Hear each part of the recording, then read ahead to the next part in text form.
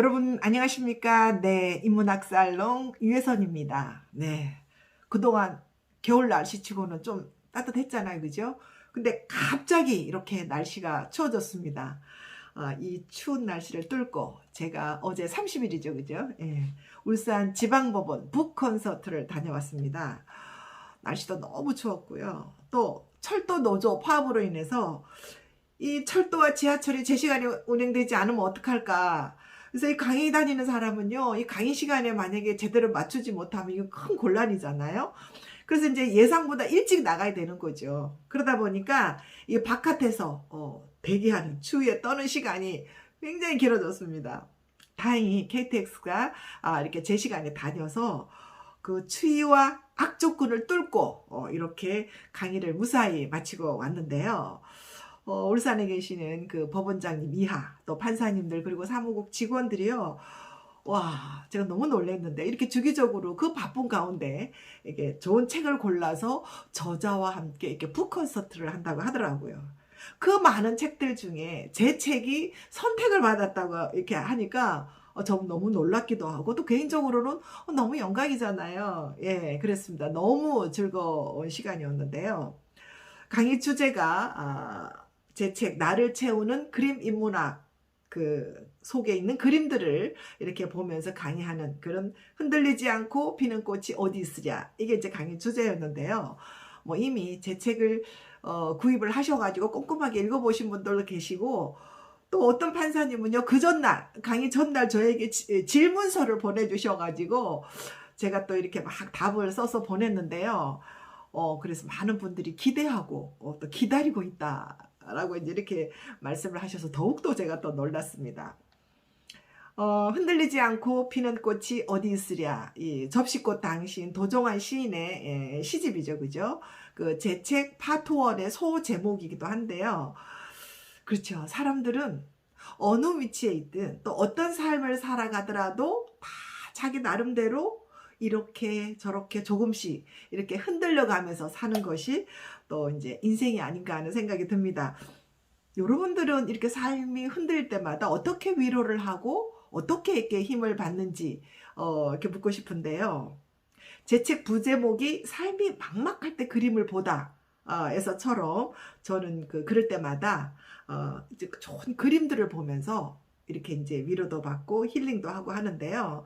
그래서 이 책은 저에게 힘을 주었던 그런 그림들을 모아서 쓴 책입니다. 그래서 오로지 저의 입장에서 본 그런 그림에 대한 이야기죠, 그죠?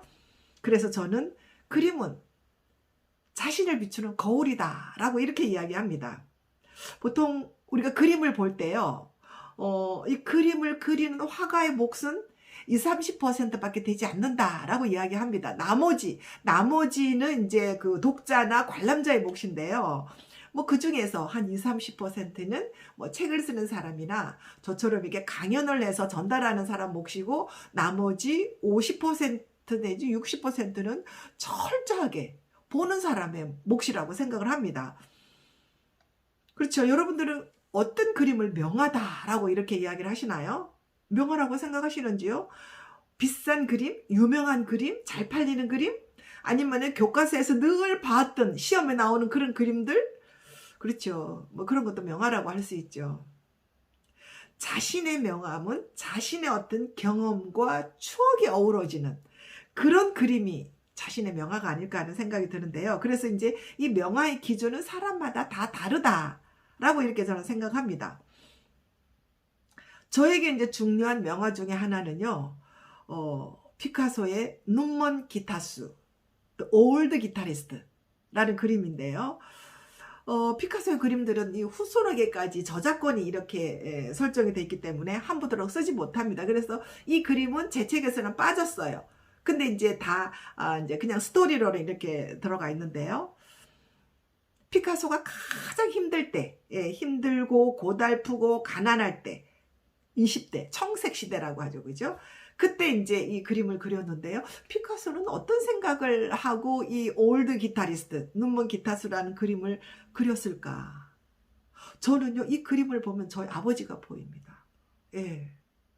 이 딸에게 있어서 아버지는 아주 큰 세계잖아요. 더군다나 이제 외동딸이니까.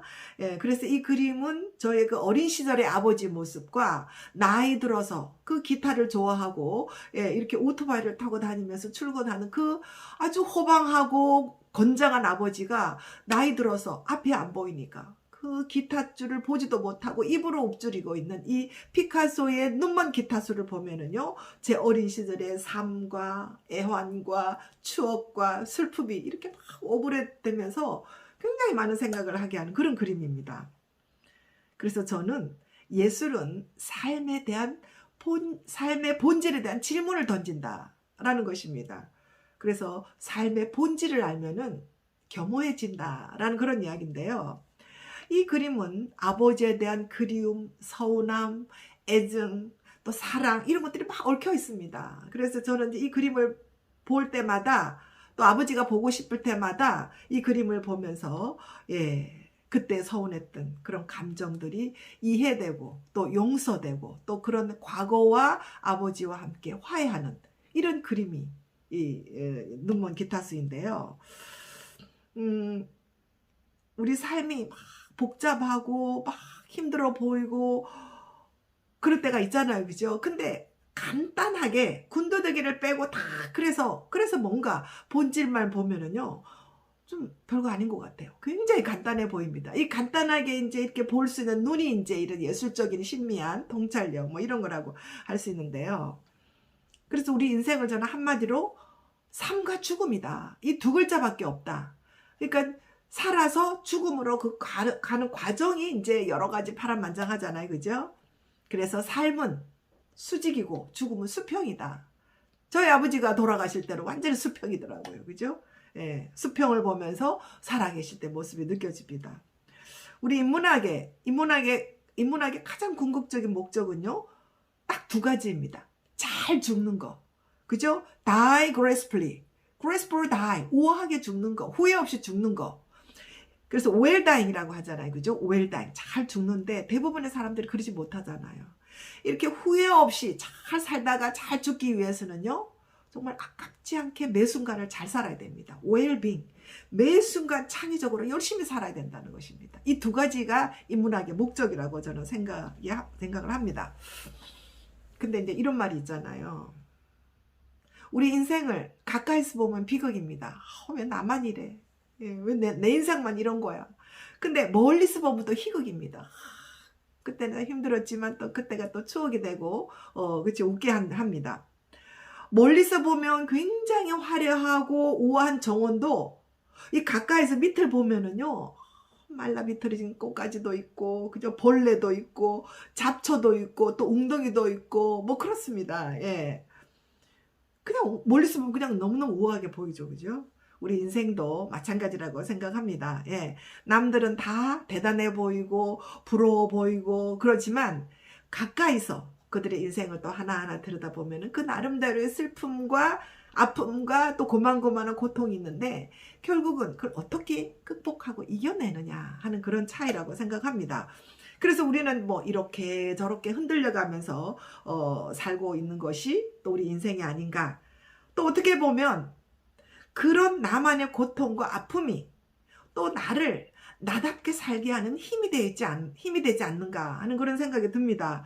그죠? 우리가 거친 이렇게 강물을 건널 때 약간의 무게에 어깨에 좀 무거운 보찜이 있으면은 강물에 잘 쉽게 떠밀려 가지 않지만 그 보찜이 가벼우면 떠밀려가기 쉽잖아요. 그죠? 배가 항구에 이렇게 딱 정착해 있을 때가 가장 안전합니다. 그렇지만 배의 목적은 뭐예요? 넓고 거친 바다를 이렇게 항해를 하면서 본인의 역할을 하는 것이 이게 배잖아요. 그죠? 배가 항구에 늘 묶여 있으면 그거는 안전하지만 그건 배가 아니잖아요. 배라고 할 수 없잖아요. 그죠? 예, 그렇습니다. 우리 인생도 그런 것 같아요. 우리가 현실만 생각하면 깝깝합니다. 앞이 안 보여요. 그럴 때 우리는 엄청 스트레스 받잖아요. 그죠? 왜 나만 이런가? 왜 하필 나에게 이런 일이 생기는가? 이런 마음이 들기도 하지만 그럴 때일수록, 그죠? 그 순간에도 내 미래를 꿈꿀 수 있다면, 이 또한 모든 것은 지나갈 것이니까 나의 미래를 꿈꿀 수 있다면 나름대로 계획이 생기고 그 계획에 의해서 의욕도 생기고 또 그 계획을 실현하기 위해서 어떻게 해요? 이 지금의 수고로움이 이 지금의 아주 고달픔이 얼마나 감사한 일인가 하는 그런 생각이 또 들기도 합니다. 그죠? 우리가요 외부로부터 어떤 자극이 오잖아요. 그럼 어떤 형태로든지 반응을 보이게 되었습니다. 그래서 자극과 반응 사이에 그 짧은 공간이 있는데요. 이것이 바로 나의 선택의 공간입니다. 이 선택의 공간은 오로지 나 자신이 선택하는 공간이잖아요. 그래서 내가 어떻게 생각하고 어떻게 반응을 보일 것인가에 대한 것은 절대적으로 자기의 몫이라고 생각합니다. 이때 이제 미성숙한 사람은 자기가 결정을 못해요. 그죠? 외부에다가 다른 사람을 어떻게 생각하지? 예, 다른 사람의 어떤 시선 이런 거 생각해서 선택을 해서 매 끌려가는 삶을 사는 거죠. 그렇게 살면 어때요? 내가 없잖아요. 예, 그렇잖아요. 내 인생인데, 내가 어떻게 태어난 인생인데, 내가 나로서 나답게 살고 싶으면은 내가 스스로 어떻게든지 내가 선택을 해야 되는데, 이 선택이 자유로울 수 있어야지만 이게 이제 나라고 할 수 있잖아요. 근데 이게 자유롭지 못하고 누군가의 강압에 의해서, 압력에 의해서 이렇게 막 끌려가는 이런 삶을 산다면 그 니체가 말했듯이 자기 삶의 주인의 도둑으로 살지 못하고 노예의 도둑으로 사는 사람이다. 예, 이렇게 이야기를 합니다. 그렇죠? 근데요, 너무나 아이러니하게 우리는 이런 노예의 도둑에 너무나 잘 적응하면서 성실하고 착실하게 잘 끌려가면서 살고 있는 게 익숙해져 있는 것 같아요. 항상 힘 있는 누군가에 의해서 선택하고 또 선택받고 싶고 또 그렇게 끌려가고 싶고, 그렇다면 그 속에 나는 어디에 있나요? 하고 이제 질문을 던지는 것이 인문학입니다. 그죠? 그래서 저는 인문학적으로 사고하고 예술적으로 자기 삶을 상상하라. 현실의 무게에 억눌리지 않고 그 어떤 선택의 공간에서 자기 스스로 자유롭게 힘있게 선택할 수 있어야지만 자기 삶의 공간이 넓어지고 단단해진다고 생각합니다. 진정한 자유인, 건강한 자유인이 부르는 영원한 긍정의 노래. 예, 짜라투스는 이렇게 말했다. 니체 말이죠. 그죠? 자, 저는 이렇게 마무리를 하고 싶습니다. 예, 민들레는 장미를 부러워하지 않는다. 야생초 작가 황대근 시인의 시집인데요. 저는 이 말을 참 좋아합니다. 그리고 강의할 때도 이제 이 말로서 마무리를 많이 하는데요. 우리는 항상 장미의 아름다운 향기만을 부러워합니다. 그렇지만 그 속에 있는 가시는 잘 보지 못하죠. 그죠? 장미는 장미대로 아름답고 또 민들레는 민들레대로 아름다운 것이 또 우리 또 인생이 아닌가 하는 생각이 듭니다. 아모르 파티, 예, 자기의 주어진 삶을 적극적으로 사랑하라. 그리고 오늘도 내일도 이렇게 열심히 살아가는 것이 훨씬 더 값진 인생이 아닐까 하는 생각이 듭니다. 네, 여러분들 추운 겨울에요. 건강하시고요. 다음 주에 또 좋은 아이템으로, 좋은 주제로 여러분들 찾아뵙겠습니다. 감사합니다.